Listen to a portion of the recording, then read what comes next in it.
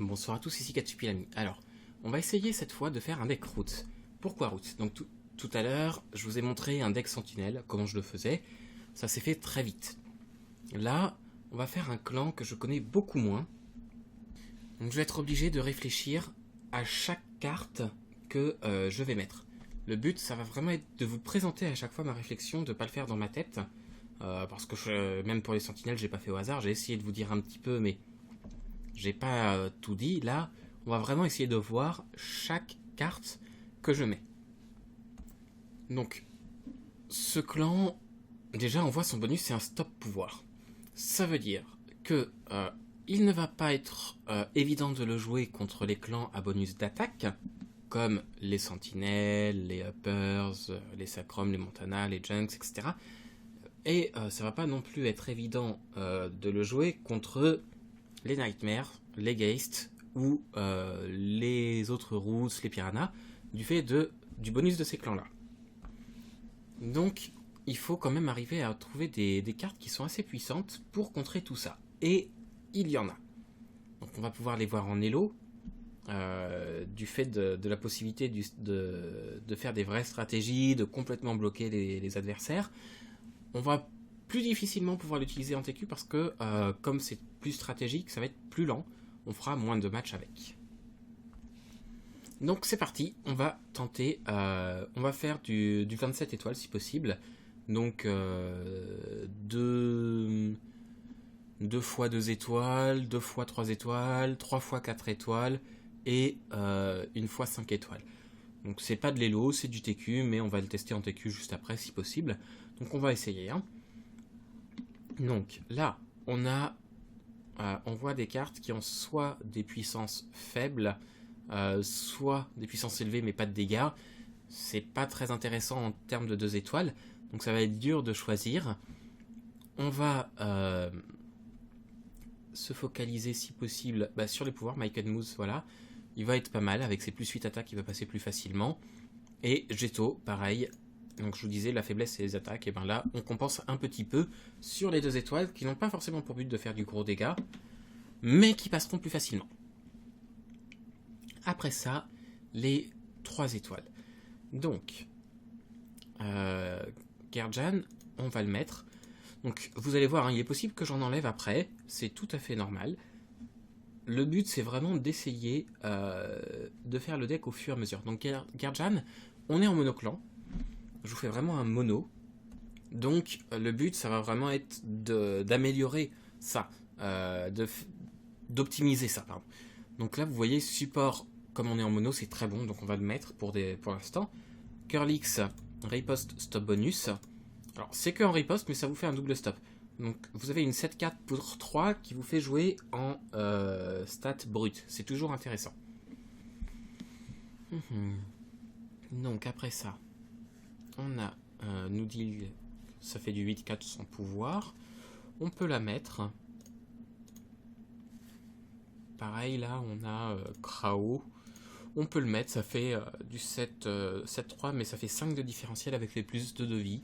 Pourquoi pas? Alors, Yuki, 7-4, moins de dégâts, c'est toujours intéressant.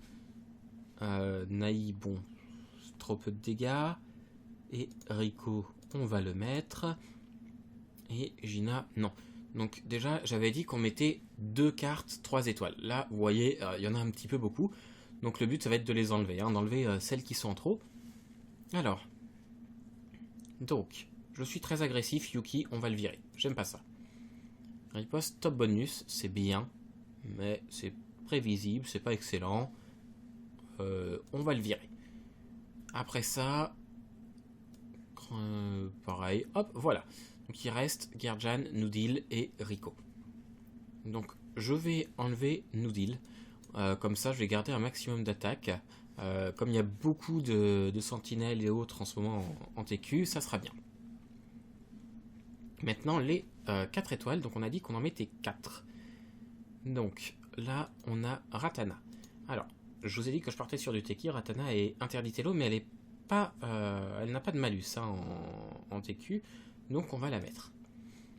Après ça, Diane, non, Je suis vraiment pas défensif, hein, ça m'ira pas. Tac, moins 8 attaques, hop, voilà. Ratana, pardon, on en a déjà mis une. Et il nous manque encore, là-dedans, il faut que j'arrive à en trouver au moins une. Alors, Gretchen, non. Nolo, certainement pas. Lily, à la limite, pourquoi pas. Amani, bof. Burdock, qui fait un stop bonus. Je suis pas convaincu. Ouais, si. Burdock, voilà. Donc là, c'est bon, on a bien nos 3-4 étoiles. Et il va nous rester la place pour une 5 étoiles. Donc une seule. Ça va être dur de choisir. Il va falloir vraiment faire avec. Donc, toujours en TQ, donc Kiki ZR, c'est dommage. On le prend pas. Après ça, Lou, trop peu de puissance par rapport à ce qu'elle propose. Elle passera jamais. Il faut mieux une 8-6 qu'une 6-8. Ça passe beaucoup plus facilement. D'abord parce qu'on a moins peur des 6 de dégâts que des 8. Ensuite parce que la faible puissance est très dur à compenser malgré le plus 8 attaque. Contre des sentinelles qui ont plus de puissance, c'est pas bon. Ça passera pas. On va pilser en face comme un bourrin. Ça peut être intéressant quand vous avez beaucoup d'étoiles de la mettre justement pour bluffer. Là, bluffer avec la grosse carte du jeu, non. Enfin, pas du jeu, mais du deck, non. Donc, à la limite, Kiki, mais ça va être pareil. Ojibwe m'insiste vie, non. Siméon, à la limite, qui pourra monter à 9-7, en confiance. Rosanne, plus 1 de vie par dégâts, non. Ou Marcus, ou Chakra. Donc voilà, on va avoir ces 3 possibilités-là hein, pour moi. On va avoir Chakra, 8-6, courage top bonus. Donc ça va faire du combat en stade brut, ça va être intéressant. On va avoir Marcus, qui va, pareil, en un sens, annuler le bonus adverse. Chakra a un dégât de plus, mais il n'est qu'en courage. Et pour finir, on a Siméon en confiance, qui peut nous faire une 9-7. Alors, c'est peut-être un peu risqué, au vu des statistiques, de faire de la confiance. Personnellement, la 5 étoiles, je voudrais la placer en premier. Donc on va plutôt prendre Marcus, qui n'est pas utilisable qu'en courage. On va voir ce qu'il va donner. Je ne le connais pas. Hein. Je ne connais pas ce clan, je vous disais. On va essayer ça. Et on va se retrouver tout de suite en salle pour essayer en TQ. À tout de suite. Donc ça y est, nous voilà en TQ. J'ai débloqué les New Blood, c'est cool.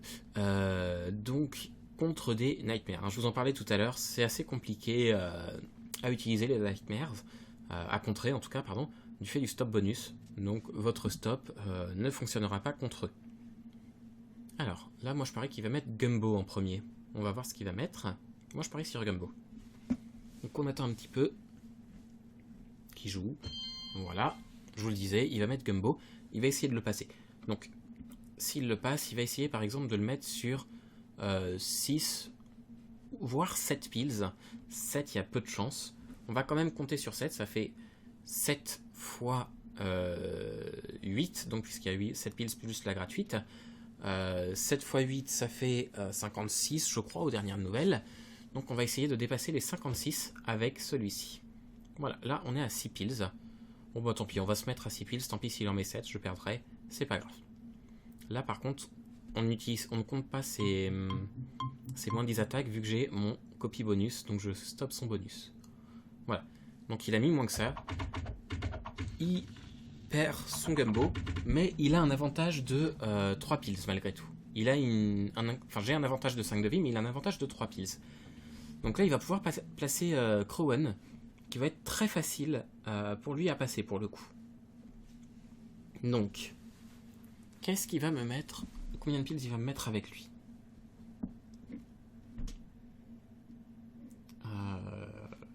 Mettons qu'il en mette 3 à nouveau.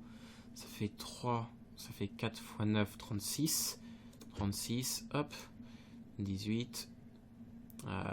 Et 12, 30, c'est pas bon. 36, voilà. Donc, c'est vraiment au pif. Hein. On va voir ce que ça va donner. Mais je pense qu'il va me mettre Crowen, c'est là qu'il a tout intérêt à le mettre, c'est là qu'il va prendre tout son sens. Et alors, qu'est-ce qu'il me joue, le petit Wayne 62? Voilà, Crowen. Alors, est-ce qu'il va mettre plus que 3 piles? Ouais, il met 4 piles. Donc là, c'est pas bon pour moi, parce qu'il a un très bon avantage en piles. 2 piles sur la fin de la partie, quand il en reste aussi peu, c'est énorme. Et il a pas forcément d'avantage en vie, mais ça va être chaud de gagner là. Il va vraiment falloir arriver à deviner. Donc moi je pense qu'il va mettre Mistarok, voilà. Ça c'était à peu près sûr du fait qu'Hubert est en riposte. Là, il a intérêt à faire passer l'un des deux, lequel je ne sais pas. Alors,